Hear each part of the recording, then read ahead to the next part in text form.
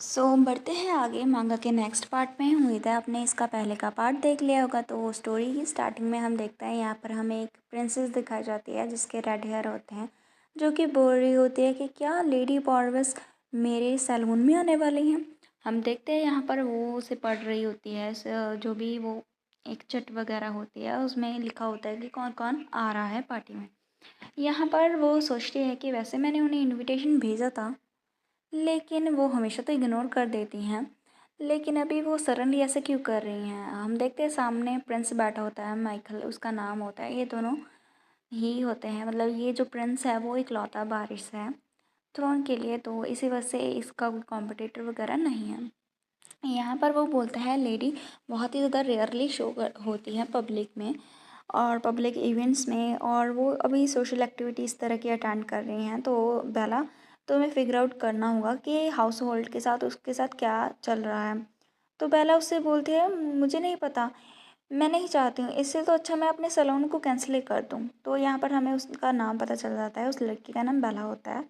तो यहाँ पर हम देखते हैं माइकल बोलता है बेला ये केवन है तुम्हारे गेस्ट के लिए, तो मतलब तुम्हारे गेस्ट की तो अलग हम बात रखते हैं, लेकिन हमारे फादर भी डिस्प्लेस्ड होंगे।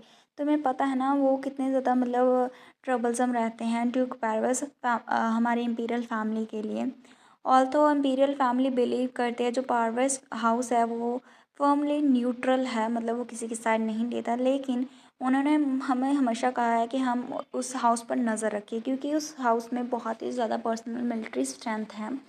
और यहाँ पर इसके अलावा एलिटी क्या तुम उसे नहीं बता सकते कि तुम उसे होस्ट करने के लिए बोल दो सैलून। तो यहाँ पर मतलब बेला बोल रही होती है अपने ब्रदर से कि तुम एली को बोलो कि वो होस्ट करे। एली उसकी बहन का नाम होता है। तो वो बोलता है कि एली को अभी अपना सोशल डेब्यू करना है, वो अभी छोटी है, तो तुम ऐसे बकवास करना बंद करो।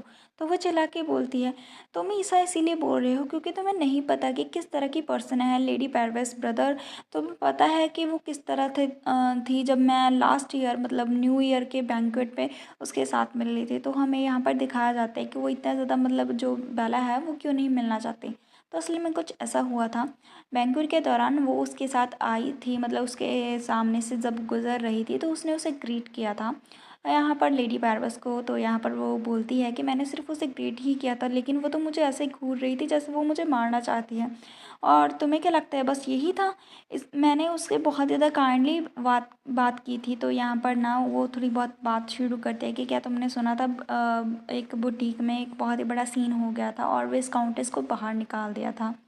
वो बुटीक बहुत ज़्यादा पॉपुलर है। वो ऐसे मतलब नॉर्मल कन्वर्सेशन के साथ स्टार्ट करने शुरू करती है।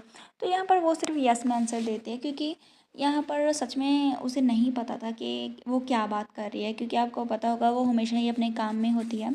तो उसे जो लड़कियाँ वाली चीज़ें हैं वो उसके बारे में ज़्यादा नहीं पता था। तो इसलिए मतलब उसकी भी गलती नहीं है, लेकिन बेला को मिसअंडरस्टैंडिंग हो जाती है उसके एक्सप्रेशन देख के। तो यहाँ पर ना वो बेचारी काफ़ी ज़्यादा ऑकवर्ड हो जाती है और बोलती है कि तुम्हें ज़रूर से नहीं पता होगा। फिर वो उससे बोलती है कि आपकी ड्रेस। तभी यहाँ पर ना सडनली जो है हमारी कायरा वो थोड़ा सा गलत वे पे बोल देती है कि हाउ नॉइसी, कितना ज़्यादा बोलते हैं, मतलब कितना ज़्यादा मतलब नॉइस हो रखा है। ये बात सुन के बेला रुक जाती है। तो वो यहाँ पर ना वो एम्बैरस होती है कि क्या उसने कहा है कि मैं नॉइसी हूँ। ये कह के ना वो मतलब चली जाती है और उससे बोलती है आई एम सॉरी मैंने तुम्हें ट्रबल दिया, और वो बिना सुने ही बात चली जाती है। तो कायरा बोल रही होती है कि बैंक्वेट हॉल कितना नॉइज़ी है आज। लेकिन ऐसे ही उन दोनों के बीच में मिसअंडरस्टैंडिंग हो जाती है। तो यहाँ पर बेला सोचती है उस पर्सन को मेरे अंदर कोई इंटरेस्ट नहीं है। वो आगे उसे बोलती है अपने ब्रदर से तुम्हें नहीं लगता ये बिल्कुल ऐसा ही है जैसे कि वो मुझे लुक डाउन कर रही है। इवन के वो स्पिरिट जूस रहे तो भी क्या हुआ, ये फिर भी ऐसा है कि वो हमारी इम्पीरियल फैमिली को वी लिटिल कर रही है। तो यहाँ पर हमारा माइकल बोलता है कि नहीं मेरे साथ वो ऐसा नहीं थी, वो थोड़ी सी ऑकवर्ड थी, लेकिन हमारे बीच में काफ़ी लंबी कन्वर्सेशन हुई थी और मुझे नहीं लगता कि वो ऐसे एक्ट करेंगी या हमारी इम्पीरियल फैमिली को नीचे दिखाएंगी। तो यहाँ पर उन दोनों की लॉन्ग कन्वर्सेशन इसलिए हो जाती है क्योंकि वो दोनों ही मिलिट्री के साथ रिलेटेड हैं। जैसे कि आपको पता होगा पैरवेस फैमिली की खुद की मिलिट्री है, तो यहाँ पर उसे स्वॉर्ड्समैनशिप वगैरह ऐसी ऐसी चीज़ों में काम लेना पड़ता है। तो उसका ये वाला जो साइड है वो काफ़ी ज़्यादा स्ट्रॉन्ग है कायरा की, रादर देन कि वो ऐसे लड़कियों वाली चीज़ों में हो। तो इसी वजह से जो माइकल है, जो प्रिंस है, वो बाहर रहता है और उसे ये सारी चीज़ें देखनी पड़ती हैं, मॉन्स्टर वगैरह देखने पड़ते हैं। इसी वजह से उनकी कन्वर्सेशन काफ़ी अच्छी गई होती है और वो मैजिकल बीस्ट वगैरह के बारे में ही अपनी कन्वर्सेशन में बात करते थे। और यहाँ पर जो हमारी कायरा है वो भी ऐसे मतलब नाइट्स के प्रमोशन और उनके एग्ज़ाम के बारे में बात करते हैं, तो उन कन्वर्सेशन उनकी काफ़ी अच्छी गई। यहाँ पर ये सुन के तो उसे और भी गुस्सा आ जाता है, मतलब गुस्सा आ जाता है बेला को। वो बोलती है कि इसका मतलब वो सिर्फ मेरी ओर ही ऐसे देखती थी। तो यहाँ पर वो ट्रम्बल करने लग जाती है। तो उसका मतलब वो ये कह रही थी कि प्रिंसेस कुछ भी नहीं है जब उसकी मैरिज हो जाएगी। तो माइकल उसे बोलता है कि बेला तुम ऐसे इतनी दूर क्यों जा रही हो, मतलब तुम ये सब इतना दूर तक क्यों सोच रही हो। तो बेला उससे बोलते हैं तुम्हें शायद नहीं पता होगा, लेकिन ब्रदर तुम सिर्फ इकलौते बेटे हो, इसी वजह से तुम्हें नहीं पता चलता। लेकिन लोग ऐसा करते हैं, लोग हैं जहाँ पर जो मुझे डाउन देखते हैं, क्योंकि उन्हें लगता है मेरा स्टेटस ड्रॉप हो जाएगा जब मेरी मैरिज हो जाएगी।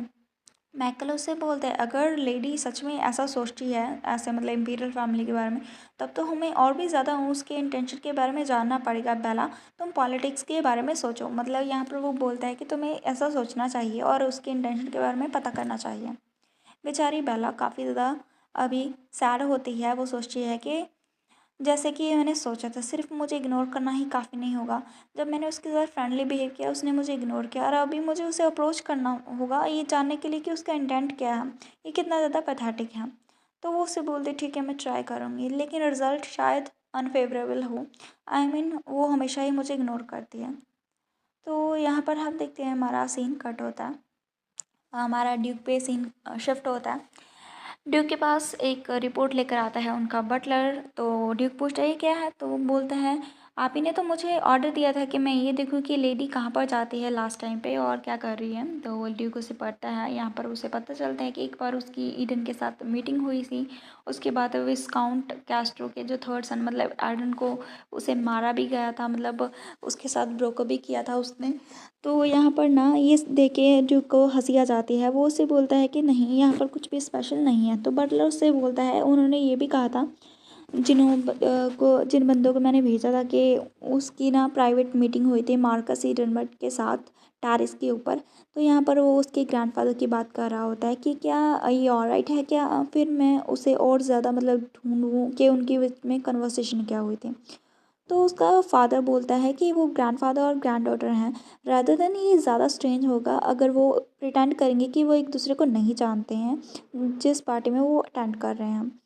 तो मतलब वो बोल देता है कि तुम्हें जानने की ज़रूरत नहीं है। बटलर सोचता है कि हिज एक्सीलेंसी क्योंकि पॉलिटिकल न्यूट्रल रहते हैं, तो मुझे लगा था कि वो मुझे कहेंगे कि मैं जानूं कि वो लोग क्या कर रहे हैं, मतलब जो हमारा कायरा और उसका ग्रैंडफादर आखिर क्या करने की सोच रहे हैं।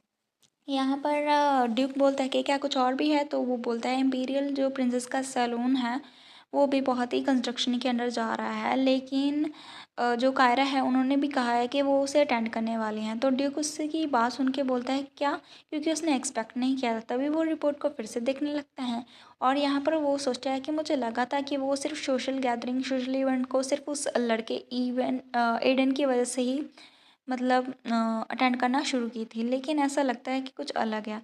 मैंने ये भी सुना था कि वो अपसेट थी जब उसका उस बेवकूफ़ लड़के के साथ ब्रेकअप हो गया था, और फिर वो सोचा इम्पॉसिबल, क्या वो अभी भी टुगेदर हैं, वो सोचने लग जाता है। फिर वो उसे बोलता है कि उसे अभी के अभी यहाँ पर लेकर आओ, मुझे उससे बात करनी है डायरेक्टली। तो बटलर उससे बोलता है अगर उन्होंने मुझे पूछा कि वो उसे क्यों बुलाया जा रहा है तो फिर मैं उसे क्या बताऊँ। तो ड्यूक चुप हो जाता है थोड़ी देर के लिए।